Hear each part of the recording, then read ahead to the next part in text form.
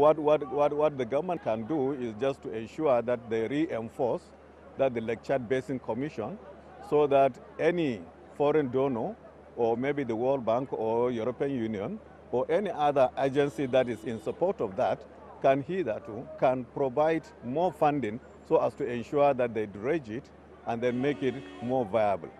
Yes, to me, I feel the government should take it head on.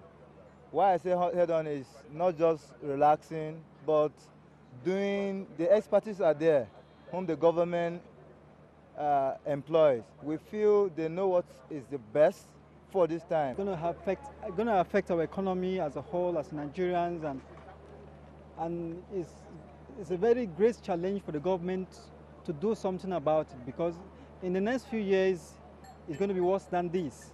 Now we need to invest more on afforestation.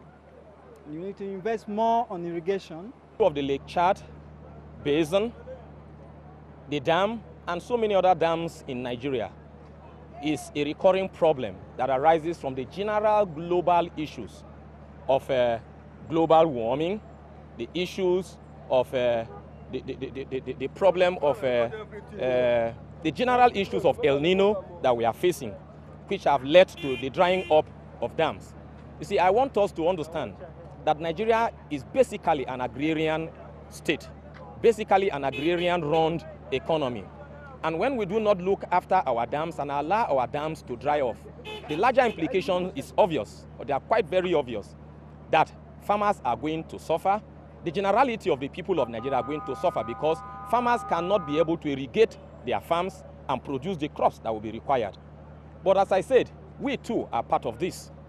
The entire issue of industrialization, which has emitted so many terrible heavy gases that have blocked the atmosphere, has really led to this, such that the earth is being more heated up, and the water reservoirs that we would have used to do all the agricultural practices that we are supposed to, we can't have them again in the quantity that would have ordinarily been okay. And that is why we are facing the problems we are facing.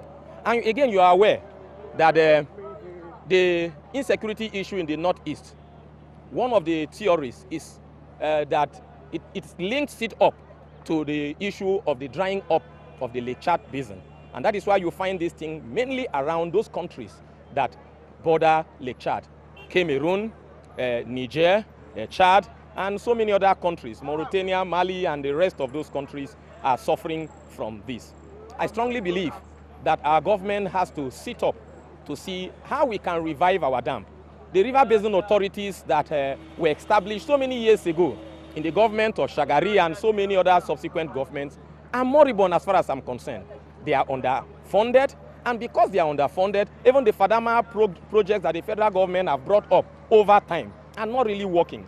And if we have wonderful policies that we churn out that are expected to be for the general benefit of the people, and we do not sustain these policies or sustain these projects, they are not properly funded, how do we expect to have the expected or desired result?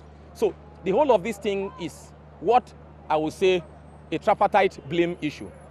Whereas we blame it on the general global issue of global warming, we equally blame it on our Nigerian government that has not been consistent in funding and in reviving the policies or keeping afloat the policies that they have set in place. And thirdly, we Nigerians, the generality of the people, don't seem to be doing so well to protect our environment. There is this issue of deforestation, the issue of lack of afforestation, and all of that. Some time ago, the government came out with a policy of the Presidential Initiative on Afforestation, a lovely, wonderful project that a lot of Nigerians keyed into, 36 states of the Federation, including FCT. It died a natural death. Nothing came out of it. So much money sunk into it, running into billions of naira.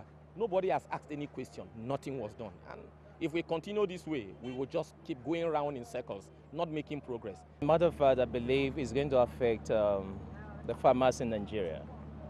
So what I think we should do in order to salvage this situation, partnership with agencies that are capable of maybe solving this situation, it will go a long way to eradicate this problem.